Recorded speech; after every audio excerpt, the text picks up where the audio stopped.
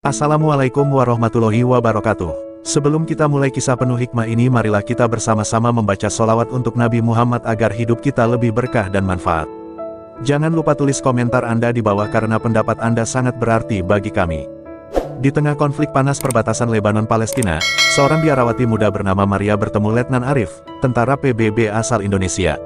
Dalam misi kemanusiaan yang penuh bahaya, tumbuh benih cinta yang melampaui batas iman dan bangsa.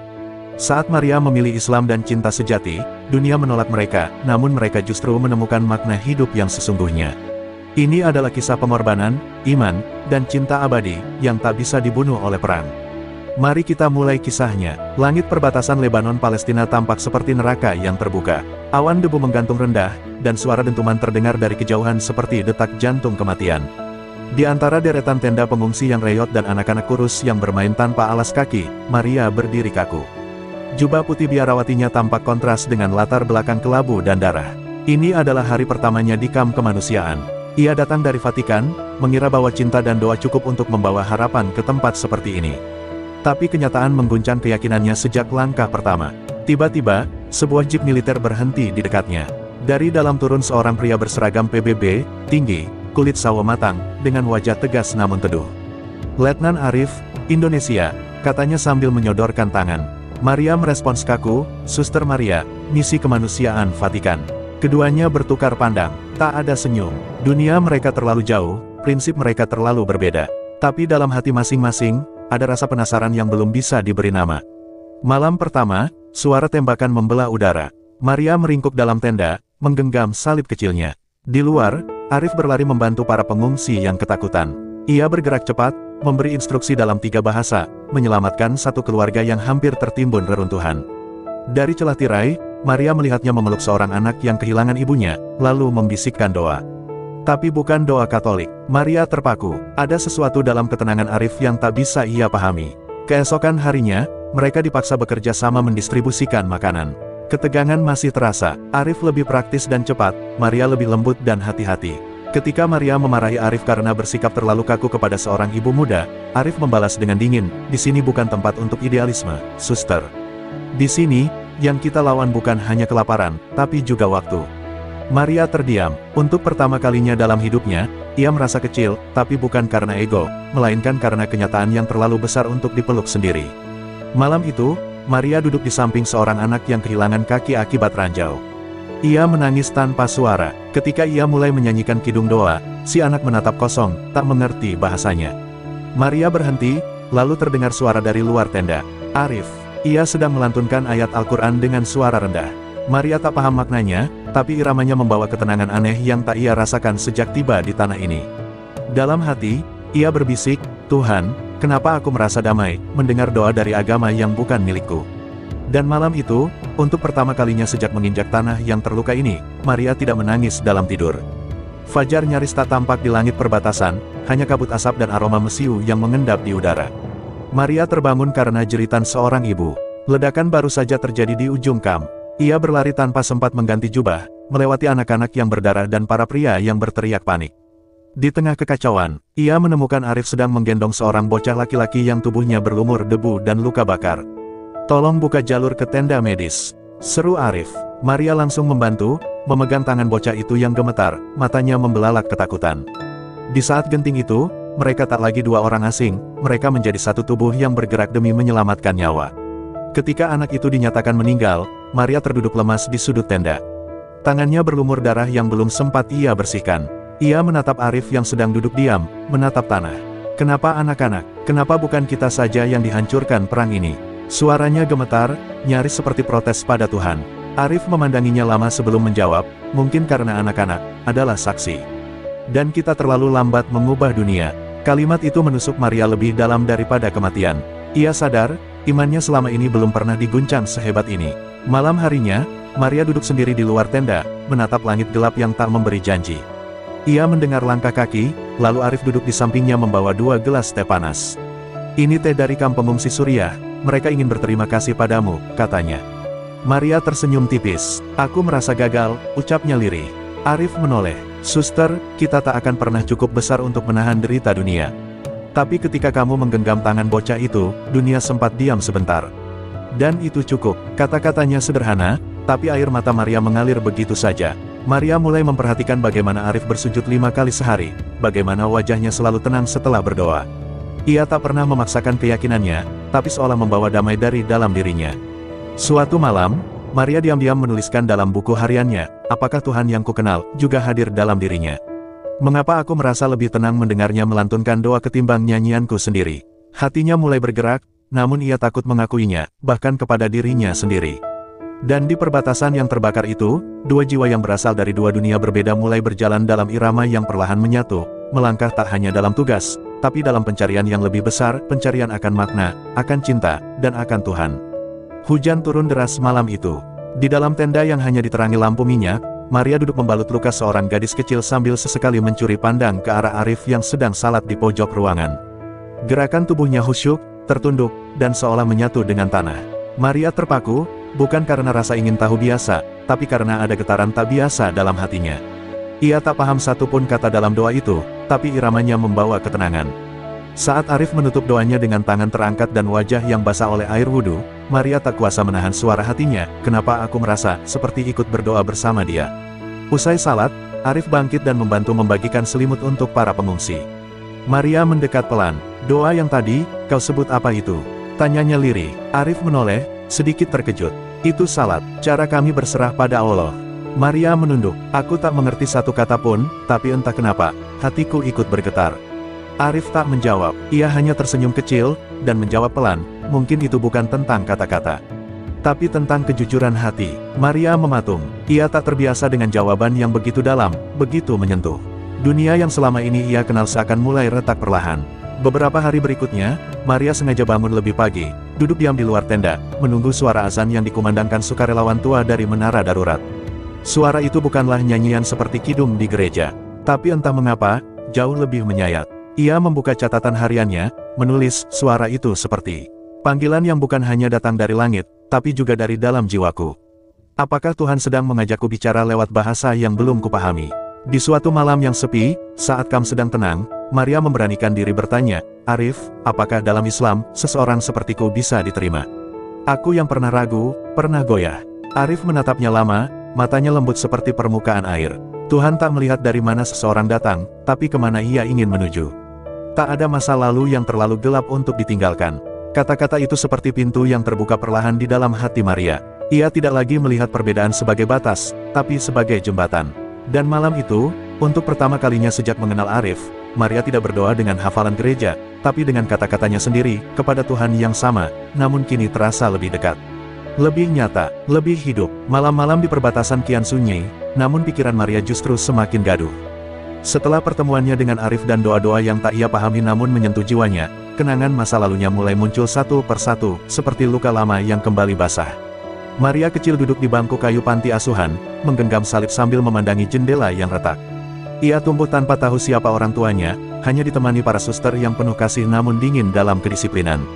Iman yang diajarkan padanya terasa seperti aturan, bukan pelukan. Di suatu malam yang kelam, Maria pernah memberontak pada Tuhan. Jika kau benar-benar ada, mengapa kau membiarkan aku merasa hampa selama ini? Teriaknya dalam hati, saat ia remaja dan tubuhnya gemetar sendirian di kapel. Tapi kini, di tanah perang yang seharusnya memperburuk luka, Maria justru menemukan percikan ketenangan yang tak pernah ia rasakan di balik dinding batu gereja tua itu. Ia merasa bersalah, seolah mengkhianati warisan imannya sendiri. Tapi di sisi lain, ia juga merasa bebas. Dan itu menakutkan. Arif mulai menyadari perubahan dalam diri Maria. Ia lebih sering termenung, lebih jarang berdoa dengan cara lamanya. Suatu sore, saat mereka duduk di samping reruntuhan sekolah yang dibom, Arif berkata pelan, kadang, yang kita kira iman, hanyalah kebiasaan yang belum pernah kita uji. Maria menatapnya dengan mata berkaca-kaca. Dan jika aku mulai menemukan makna di luar kebiasaanku, apakah itu salah? Tanyanya. Arif terdiam sejenak, lalu menjawab, mencari kebenaran, tak pernah salah, suster. Tapi bersiaplah, karena kebenaran seringkali datang dengan rasa sakit. Beberapa hari kemudian, Maria mulai membaca terjemahan Al-Quran yang Arif pinjamkan padanya. Diam-diam, ia membaca surat Maryam. Ia tak kuasa menahan air mata saat mengetahui bahwa dalam Islam, nama Maryam begitu dimuliakan, bahkan dijadikan nama surah. Ia merasa seperti baru saja ditemukan, seperti potongan hidupnya yang tercecer akhirnya diberi tempat. Ia menulis di catatan hariannya, mereka tak mencela Maryam, mereka menjadikannya kehormatan. Mungkin, Tuhan sedang menyapaku dari sisi lain. Dan di balik pagar kam yang sepi, Maria, yang selama ini merasa yatim dari segalanya, mulai merasa dijemput oleh Tuhan. Bukan lewat tradisi, bukan lewat doktrin, tapi lewat cinta, luka, dan suara hati yang akhirnya berani bertanya. Ledakan besar mengguncang kam saat senja baru saja turun. Teriakan dan debu memenuhi udara. Maria terjatuh, tubuhnya tertimpa tiang tenda yang roboh. Darah mengalir dari pelipisnya, matanya buram, telinganya berdenging. Dalam kabut kesakitan, ia mendengar suara Arif berteriak memanggil namanya, panik, lain dari biasanya. Ia mencoba menjawab, tapi tak mampu. Gelap mulai menyelimuti pandangannya, ia merasa seperti hanyut, dan untuk sesaat, ia tak ingin kembali. Arif menemukan Maria dalam kondisi setengah sadar. Tubuhnya dingin dan lemah. Maria, buka matamu, bertahan, kau dengar aku. Suaranya pecah oleh ketakutan. Ia menggendongnya dengan gemetar, berlari menembus puing-puing menuju tenda medis. Air matanya jatuh tanpa bisa ditahan. Ia tidak peduli lagi siapa yang melihat. Bagi Arif, Maria bukan lagi sekadar rekan misi. Ia adalah seseorang yang mulai mengisi ruang kosong di dalam jiwanya, tempat yang selama ini tak pernah disentuh siapapun. Di tenda medis, Maria setengah sadar mendengar lantunan doa lirih dari Arif. Tangannya menggenggam tangan Maria yang dingin. Ia membaca surah Al-Fatihah dengan suara bergetar, seolah memohon pada langit agar tidak merenggut perempuan itu. Maria yang masih dalam kabut antara sadar dan tidak, merasa seolah dirinya melayang, tapi suara doa itu menjadi tali yang menahannya agar tetap di dunia. Dan entah bagaimana, di dalam hatinya, ia mulai mengucap lirih, "Ya Allah, jika Engkau benar, bawa aku kembali. Bukan untukku, tapi untuk dia." Beberapa jam kemudian, Maria sadar. Cahaya lampu redup menyambutnya, dan wajah Arif tertunduk di samping ranjangnya. Ketika ia membuka mata dan berbisik pelan, Arif pria itu langsung tersentak dan menatapnya dengan mata merah. "Kau kembali," ucapnya lirih, nyaris seperti syukur yang meledak dalam dada. Maria hanya tersenyum lemah, lalu berkata pelan, "Aku tidak tahu kemana aku sempat pergi, tapi saat kau berdoa, aku merasa ingin pulang. Dan tempat itu, bukan Roma, tapi di sisimu." Malam itu, Maria menangis dalam diam. Untuk pertama kalinya, bukan karena rasa sakit atau kehilangan, tapi karena ia mulai memahami apa itu dicintai, bukan hanya oleh manusia, tapi oleh Tuhan yang selama ini ia sangka asing. Ia tak tahu apa yang akan terjadi besok, tapi satu hal pasti, ia tidak lagi berada di titik yang sama. Hatinya telah bergeser, menuju cahaya yang tak pernah ia kenal, namun sangat ia rindukan. Kabar tentang Maria yang mulai mendekati Islam dan kedekatannya dengan Letnan Arif akhirnya sampai ke telinga Pastor Louis, seorang tokoh gereja yang mengawasi misi biarawan dan biarawati di zona konflik. Ia datang ke kam dengan wajah muram dan suara berat. "Maria, kau bukan lagi gadis panti. Kau adalah lambang kasih yang dijaga oleh salib. Jangan ternoda oleh kebingunganmu sendiri," katanya tegas di depan para relawan lain. Maria hanya menunduk, tak mampu membalas. Tapi hatinya bergolak, seolah kata-kata itu tak lagi sejalan dengan suara jiwanya yang kini mulai mengenal bentuk cinta yang baru. Setelah pastor pergi, Arif menghampiri Maria yang sedang duduk sendiri di bawah langit senja. Wajahnya tampak lelah, namun tenang. "Kau tidak perlu memaksakan apapun, Maria. Aku tahu ini tidak mudah." Maria menoleh, air matanya sudah lebih dulu mengalir. "Arif, aku tahu apa yang aku rasakan bukan kekeliruan. Tapi dunia ingin aku merasa bersalah. Aku merasa seperti sedang berdiri di jurang, dan semua orang memaksaku mundur, padahal hatiku ingin melompat." Arif menggenggam tangannya pelan. "Jika kau melompat, aku akan jadi angin yang menangkapmu." Keesokan harinya, Maria dipanggil untuk kembali ke biara pusat di Yerusalem.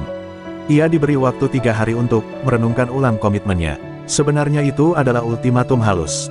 Dalam perjalanan dengan jeep militer PBB, Maria terus memandangi gelang kayu bertuliskan Allah yang diam-diam diberikan Arif malam sebelumnya. Ia menggenggamnya erat, dan saat mobil melintas di dekat reruntuhan masjid, ia menunduk. "Tuhan, jika yang kurasakan ini bukan kesesatan, berilah aku keberanian. Jangan biarkan aku hidup dalam kebohongan yang terlihat suci." Tiba di biara, Maria disambut dingin. Ia diberi kamar tanpa jendela dan dikurung dalam keheningan. Namun kali ini, keheningan tak membuatnya takut. Di dalamnya, ia justru mulai menghafal doa-doa pendek dalam Islam yang pernah diajarkan Arif. Ia menuliskan di dinding dengan potongan pensil kecil, "Tiada Tuhan selain Allah," dan membacanya dalam hati hingga air matanya jatuh, membasahi lantai batu yang dingin. Dan di malam keempat, saat tak ada siapapun yang mengawasinya, Maria memberanikan diri keluar dari kamar, menatap langit Yerusalem yang penuh bintang. Ia berbisik lirih, "Jika kebenaran harus kupilih dengan kehilangan semua, maka biarlah aku kehilangan dunia, tapi tidak kehilangan jiwaku." Di kejauhan, suara azan sayup-sayup terdengar dari kota tua. Maria menatap arah suara itu dengan mata yang penuh tekad. Ia tahu, tak akan ada jalan kembali. Maria tak pernah kembali ke biara itu. Di pagi buta, ia berjalan melewati gang-gang sempit kota tua Yerusalem, menyamar dengan kerudung pinjaman dari seorang wanita tua Palestina yang pernah ia tolong dulu. Langkahnya cepat, tapi hatinya genting. Di dalam dirinya, bergolak rasa bersalah, takut, tapi juga keyakinan yang belum pernah sekuat ini. Ia telah memilih jalan yang membuatnya terasing dari segalanya, dari gereja, dari komunitasnya, bahkan dari nama yang selama ini ia jaga. Tapi ia tahu, jika tetap tinggal, ia hanya akan hidup sebagai bayang-bayang, bukan sebagai dirinya sendiri. Sementara itu, Arif masih di kamp perbatasan. Wajahnya murung sejak Maria dibawa pergi. Ia tidak tahu apakah ia akan bertemu lagi dengan perempuan yang telah mengubah hidupnya, dan diam-diam juga hatinya. Ketika pagi itu ia sedang menyalurkan makanan ke desa yang baru saja dihantam mortir, ia melihat seseorang berkerudung berdiri di tengah jalan berdebu. Pandangannya tajam, matanya berkaca-kaca. Arif terdiam, langkahnya terhenti. "Maria," bisiknya nyaris tak terdengar. Maria tersenyum lemah, lalu jatuh berlutut, kelelahan dan gemetar. Arif segera berlari menghampirinya, memeluknya erat tanpa peduli pandangan orang di sekitar. "Kau gila, kenapa kembali ke sini?" bisiknya dengan suara pecah. Maria menatapnya, air mata mengalir. "Karena tempat pulangku bukan biara, tapi kamu. Dan Tuhan yang aku cari, kutemukan dalam sujudmu." Arif terdiam. Dalam hatinya, gema takbir bergema seperti alunan yang menyambut jiwa yang baru lahir. Hari itu juga, secara diam-diam, dengan bantuan seorang ustadz lokal dan saksi dari relawan, Maria mengucap 2 kalimat syahadat di sebuah ruangan sempit yang remang. Tidak ada gereja megah, tidak ada lonceng yang berdentang. Hanya doa dan air mata yang menyaksikan pergantian hidup yang begitu sunyi, namun sakral. Arif berdiri di sampingnya, matanya basah, tetapi bibirnya tersenyum dalam taksim. Ia tahu, hari itu bukan hanya Maria yang lahir kembali, tetapi juga bagian dari dirinya yang selama ini ia kubur dalam disiplin militer. Malamnya, Maria menatap langit dari balik tenda. Tidak ada salib di lehernya lagi. Yang ada hanya hati yang kini penuh harap dan damai. "Aku kehilangan segalanya," bisiknya kepada Arif, yang duduk di sebelahnya. "Tapi untuk pertama kalinya, aku tidak merasa sendirian." Arif menggenggam tangannya, "Dan aku bersumpah, kamu tidak akan pernah sendiri lagi." Suara tembakan di kejauhan masih terdengar, perang belum selesai. Tapi untuk Maria, perangnya yang paling besar, perang batin, perang iman, telah ia menangkan. Kabar tentang Maria yang keluar dari biara dan memeluk Islam menyebar cepat bak api di ladang kering. Misi PBB menerima tekanan dari berbagai pihak, termasuk dari Vatikan yang menganggap hal ini sebagai penghinaan besar terhadap martabat biara internasional. Letnan Arif dipanggil oleh atasannya dan diinterogasi dengan nada curiga. "Kau tahu ini bisa mencoreng nama baik pasukan perdamaian, bukan?" bentak salah satu komandan senior. Arif menahan emosinya, menggenggam erat topi baret birunya. "Saya tak pernah mencampurkan keyakinan pribadi dalam tugas, tapi saya tidak akan meminta maaf karena mencintai seorang manusia," ucapnya tegas. Maria pun tidak luput dari tekanan. Ia menerima surat dari Keuskupan Roma yang menyatakan bahwa dirinya secara resmi dikeluarkan dari Ordo Biarawati dan tak lagi diakui sebagai bagian dari gereja. Tak ada kata perpisahan, tak ada penghiburan. Hanya segel dan pernyataan yang dingin. Ia membaca surat itu di dalam tenda kecil di tengah kamp, lalu merobeknya perlahan. "Mereka tak mengusirku karena aku berdosa, tapi karena aku memilih jalan yang tak mereka pahami," katanya lirih pada Arif. Ia tidak menangis. Tangisnya sudah habis. Yang tersisa hanyalah keteguhan. Namun, dunia luar bukan satu-satunya musuh. Di dalam PBB sendiri, isu keberpihakan mulai mencuat. Arif dituduh membocorkan lokasi aman kepada warga Palestina saat mereka mengevakuasi desa. Meskipun tak ada bukti, tekanan datang bertubi-tubi. Ia akhirnya dipindahkan dari posisinya ke tempat yang lebih terpencil di sisi selatan perbatasan. Maria bersikeras ikut bersamanya. "Aku tak butuh perlindungan istimewa. Aku butuh kamu. Dan jika dunia membuang kita, biar kita temukan tempat baru untuk mulai," katanya saat Arif mencoba melarangnya. Di pos baru mereka, hidup tak lagi memiliki kenyamanan logistik seperti sebelumnya. Tenda bocor, persediaan terbatas, dan gangguan milisi lebih sering terjadi. Tapi di tengah segala kesulitan itu, keduanya justru merasa lebih damai. Mereka saling menyuapi di pagi hari, saling membalut luka para korban, dan saling membisikkan doa dalam sunyi malam. "Kita tidak dicintai dunia," kata Maria suatu malam, "tapi kita sedang dicintai langit." Arif memandangnya, lalu mencium keningnya pelan. "Dan itu cukup," jawabnya. Namun, bahaya mulai mengintai lagi. Seorang informan melaporkan bahwa ada rencana penyerangan milisi ke pos terpencil mereka karena dianggap menyembunyikan relawan yang berkhianat. Malam itu, Arif menyelipkan pistol kecil ke bawah bantal Maria, sesuatu yang belum pernah ia lakukan sebelumnya. "Kalau sesuatu terjadi, kamu harus lari ke arah utara. Aku akan bertahan di sini." Maria menatapnya, matanya berkaca. Aku sudah memilih takdirku, Arif. Jika aku harus mati, aku ingin mati bersamamu, bukan lagi sebagai biarawati, tapi sebagai istrimu. Malam itu turun dengan ketegangan yang menggantung di udara. Angin membawa bau mesiu dan debu, seakan langit sendiri tahu ada yang akan pecah. Maria dan Arif duduk bersebelahan di dalam tenda, namun tak ada kata. Hanya suara detak jantung dan doa yang berbisik dalam hati masing-masing. Di kejauhan, bayangan-bayangan bersenjata mulai merayap, mengepung kamp kecil mereka. Arif menatap Maria dengan penuh rasa. Kalau aku tak kembali, jangan tunggu aku dalam luka. Jalani hidupmu, Maria, katanya pelan. Tapi Maria menggenggam tangannya erat. Tidak, Arif, aku pernah hidup tanpa cinta, dan aku tak akan kembali ke kegelapan itu. Tepat pukul 3 dini hari, serangan dimulai. Rentetan peluru menghujani tenda dan barak seadanya. Arif memimpin sekelompok kecil tentara bertahan, sementara Maria membantu mengevakuasi warga sipil yang berlindung di kamp tersebut. Di tengah kobaran api dan jeritan, Maria berlari menuju seorang anak kecil yang tertinggal. Sebuah ledakan mengguncang tanah. Tubuhnya terhempas, darah membasahi kerudung putih yang dulu adalah selendang biarawati. Arif melihatnya dari kejauhan, dan waktu seakan berhenti. Maria, dengan tubuh penuh luka, Arif mengangkat Maria ke pelukannya, berlari menerobos hujan peluru ke tempat aman. Darah mengalir dari kening Maria, tapi senyumnya tetap utuh. Aku tidak menyesal, bisiknya lemah. Aku menemukan Tuhan dalam senyumanmu, dan aku tahu, bahkan jika malam ini adalah akhirku, aku telah hidup dalam cahaya. Arif menangis, tangannya menggigil, memeluk tubuh perempuan yang telah menjadi pusat imannya. Kau akan hidup, kau harus, ucapnya, meski dunia di sekitarnya terasa runtuh. Pasukan bantuan akhirnya datang saat fajar menjelang, membawa peralatan medis dan menggiring pasukan milisi mundur. Maria dilarikan ke rumah sakit lapangan dalam keadaan kritis, sementara Arif dengan luka di bahunya, berjalan di sampingnya tanpa berkata sepatah pun. Di dalam hatinya, ia hanya bisa berdoa, "Ya Allah, jangan ambil dia dariku. Jangan." Dalam bisikan doa itu, ia memohon bukan untuk keselamatan dirinya, tapi untuk perempuan yang telah menjadi nyawanya. Hari itu, langit perbatasan tak hanya memerah karena darah, tapi juga karena cinta yang diuji sampai titik terakhir. Di ranjang rumah sakit, dengan sisa napas yang teratur oleh alat bantu, Maria mengucapkan satu kalimat lirih yang mencabik dada Arif. "Jika aku tak bangun, jangan tangisi aku, nikahilah aku dalam doamu, Arif."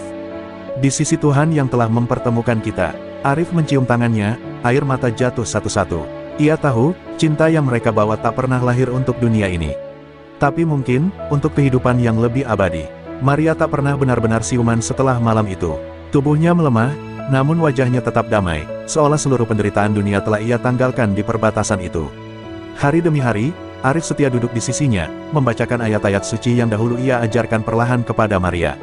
Di sela-sela dengung alat medis, suara lembut Arif menggema, menjadi zikir yang mengisi ruang penuh harap dan kesedihan.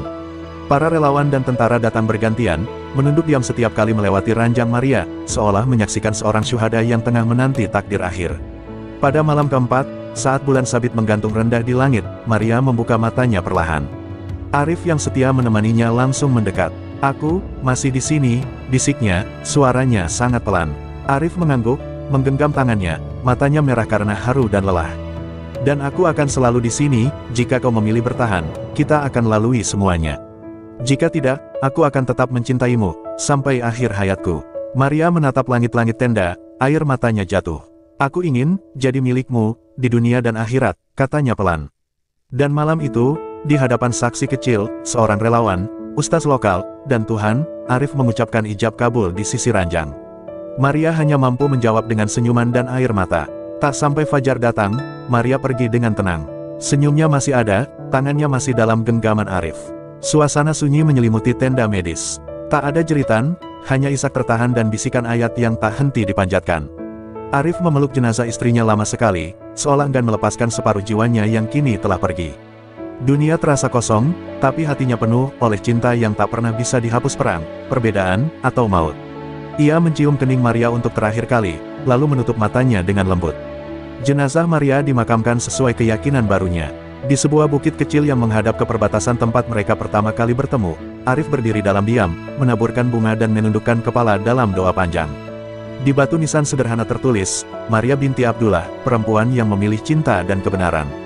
Di sekelilingnya, langit tetap biru, seakan alam tahu bahwa cinta telah menang atas dunia yang kejam. Bertahun-tahun kemudian, Letnan Arif tak lagi menjadi prajurit. Ia memilih menetap di tanah konflik, mendirikan rumah aman untuk perempuan dan anak-anak korban perang.